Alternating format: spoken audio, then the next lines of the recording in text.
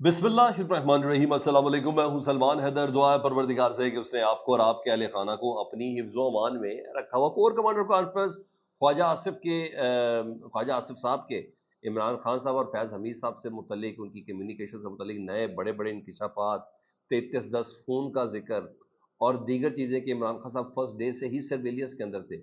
बड़ी हैरान कुन कुछ इंकशाफात, उसकी भी हमने डेफिनेटली बात करनी है। इमरान खान साहब की जेल में सख्तियों का अब एक नया दौर शुरू हो गया ना, एक नेक्स्ट लेवल पे दाखिल हो गया। उसकी कुछ डिटेल्स मेरे पास आई हैं, वो मैंने आज सुबह आपके साथ डिस्कस करनी है। और इसके अलावा दीगर भी कुछ खबरें, लेकिन सबसे पहले मैंने एक तो सोशल मीडिया की खबर है, वो लोगों को इंटरेस्ट है और बड़ी ज़बरदस्त चल रही, तो मैंने कहा मैं आपको अपडेट कर दूँ। डॉक्टर उमर आदिल, नाम तो आपने सुना होगा। जी हाँ, पिछले दिन उनको गिरफ्तार भी किया गया था और गरीदा फारूकी साहिबा और दीगर खवातीन से मुतल्लिक उन्होंने नाज़ेबा रिमार्क्स कहे थे और बड़ा इशू बना था और फिर उनकी ज़मानत हो गई थी। और अब फिर वो एक्टिव भी थे अपने वीलॉग्स वगैरह में। उनकी एक बार फिर गिरफ्तारी हुई है और इस बार बताया जाता है कि एफआईए के साइबर क्राइम ने डॉक्टर आदिल को एक और मुकदमे में गिरफ्तार किया है। और ये एफआईआर किसी और ने नहीं, वज़ीर इत्तलात है पंजाब की और तर्जुमान है मुस्लिम लीग नून की अज़मा बुखारी, उन्होंने ये मुकदमा दर्ज कराया है। उनके वकील ने इनकी गिरफ्तारी की तस्दीक भी की है और आज बताया जा रहा है कि एफआईए उनको जिस्मानी रिमांड के लिए अदालत में पेश करेगी। ताहम उनके वकील ये कहते हैं कि डॉक्टर उमर आदिल की जानिब से मुतअद्दिद बार माफ़ी भी मांगी जा चुकी है, लेकिन उसके बावजूद ये कार्रवाई हो रही है। या तो ये चीज़ इतनी समझ में आ गई कि मैंने कहा ये अपडेट आपको दे दूँ। इधर Ruhail Asghar Sahab, ex M N A, Muslim League Noon के रहनुमा, और ख्वाजा आसिफ साहब वज़ीर दिफा से मुतल्लिक, वो उनके बल्कि पीछे ही पड़ गए, आप ये कह लें। जो लफाजी और जो खूबसूरत मोती पिरो रहे हैं वो ख्वाजा आसिफ साहब से मुतल्लिक, वो कहते हैं, अब ये देख लें, एक पार्टी का बंदा अपने पार्टी के वजीर दिफा से मुतल्लिक कह रहा है।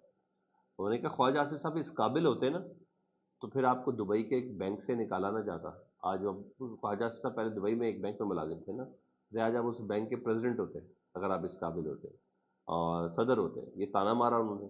दूसरा वो कहते हैं ख्वाजा आसिफ साहब वो वजीर दिफा हैं और वज़ारत दफ़ा आपके पास है, तो आप दिफा की बातें करें, टैंकों की बातें करें, जहाज़ों की बातें करें, तोपों की बातें करें, गोला बारूद की बातें करें। तो ये आप जो इधर उधर की बातें कर रहे हैं, तर्जुमानी ना करें। आप किसी के तर्जुमान नहीं है, ना ही आप हुकूमत के तर्जुमान है और ना ही आप पार्टी के तर्जुमान हैं।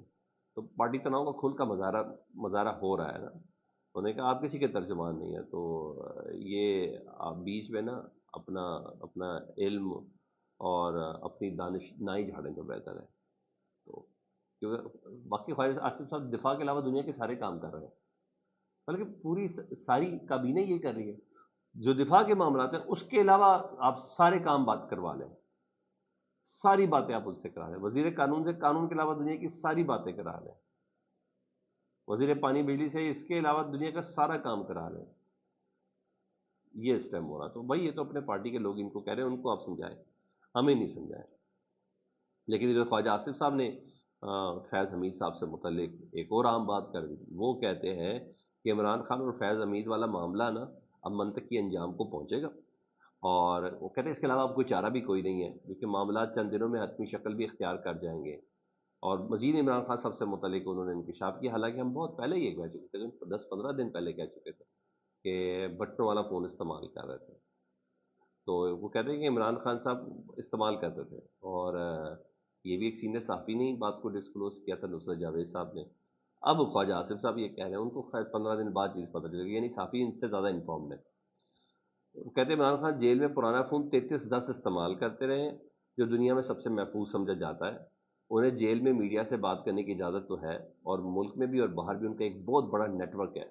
तमाम मामलात को जो खुरा है ना वो इमरान खान की तरफ जाएगा। इमरान खान और फैज़ हमीद खुद को नाकाबिल तस्खीर तसव्वुर करते थे, यानी उन्होंने फ़ोन का मॉडल भी बता दिया और साथ साथ ख्वाजा आसिफ साहब इस बयान से हमें अंदाज़ा भी थोड़ा हो जाना चाहिए कि आइंदा के जो मामलात हैं इमरान खान साहब और फैज़ हमीद साहब के हवाले से किस तरीके से अंदाज़ा लगाया जा सकता है, क्योंकि फैज़ हमीद और इमरान खान साहब का मामला अलग-अलग नहीं देखा जा रहा। इस टॉप सिटी तो बिल्कुल मर गया, कहीं दफन हो गया है। ठीक है, क्योंकि अभी मैं आपसे कोर कमांडर कॉन्फ्रेंस की बात करूँ, किसी का जिक्र नहीं है। 9 मई, बलोचिस्तान, कुछ भी नहीं है जिक्र, सिर्फ इदारे के अंदर का जिक्र है। अपने मामला डिस्कस हुए कोर कमांडर कॉन्फ्रेंस में भी कल की, वो भी आपको बता दूँ। تو اس سے اس بات کا بھی اندازہ لگایا جا سکتا ہے کہ عمران خان اور فیض حمید صاحب کی جو سرویلنس تھی نا، وہ بہت پرانی چل رہی تھی، بہت ہی پہلے دن سے ہی چل رہی تھی۔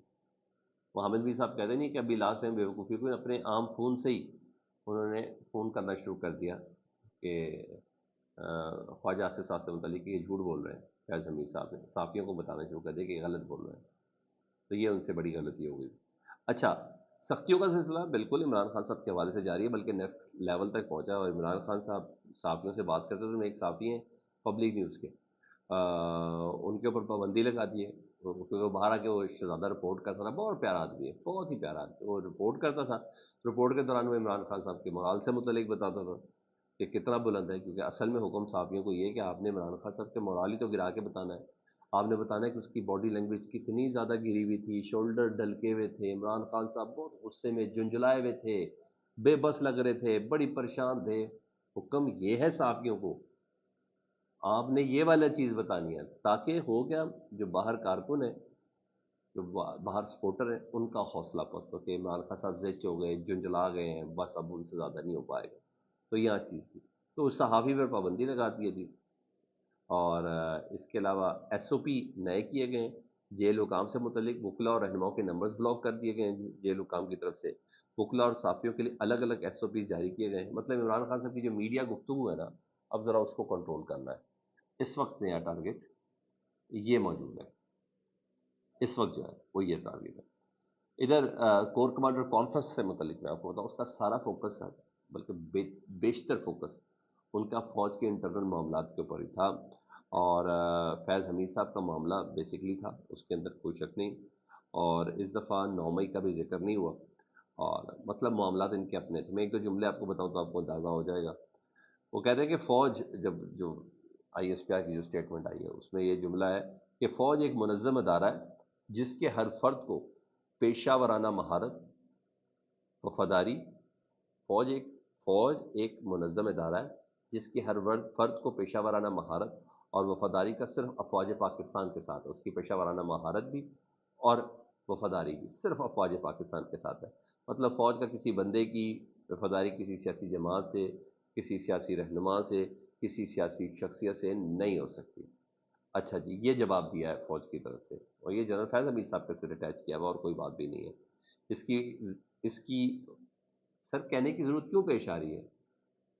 کچھ ہے تو جس کی بنا پر کہنے کی ضرورت پیش آ رہی ہے نا۔ انہوں نے کہا اس کی وفاداری اپنے ادارے کے ساتھ ہے، یعنی پاک فوج ایک غیر متزلزل عزم کے ساتھ مضبوط اور کڑے احتساب کے ذریعے اپنے اقدار کی پاسداری کرتی ہے، جس میں کسی قسم کی جانبداری اور استثناء کی کوئی گنجائش نہیں ہے، نہ ہی جانبداری کی گنجائش ہے، نہ ہی معافی کی گنجائش ہے۔ فیض امیر صاحب، آپ نے جانبداری بھی دکھائی ہے اور آپ کی معافی بھی نہیں ہونی، اس کا سیدھا سیدھا مطلب ہے کہ فیض امیر صاحب آپ کو رگڑا لگنا ہی لگنا ہے، اور کور کمانڈر کانفرنس میں بھی فیض حمید صاحب کی کورٹ مارشل کی تائید ہی کی گئی ہے۔ اصل بات تھی فوج نے کمیونیکیٹ کرنا تھا، انہوں نے فیض حمید صاحب سے متعلق اس معاملے کو کمیونیکیٹ کر دیا ہے، یہ معاملہ فکس ہونا ہی ہونا ہے، اس میں کسی قسم کی گنجائش نہیں ہے۔ یہ سر اب تک چل رہا ہے، فیڈ بیک سے متعلق ضرور آگاہ کریں، اتنا بہت زیادہ خیال رکھیں۔ اللہم صلی علی محمد و آل محمد۔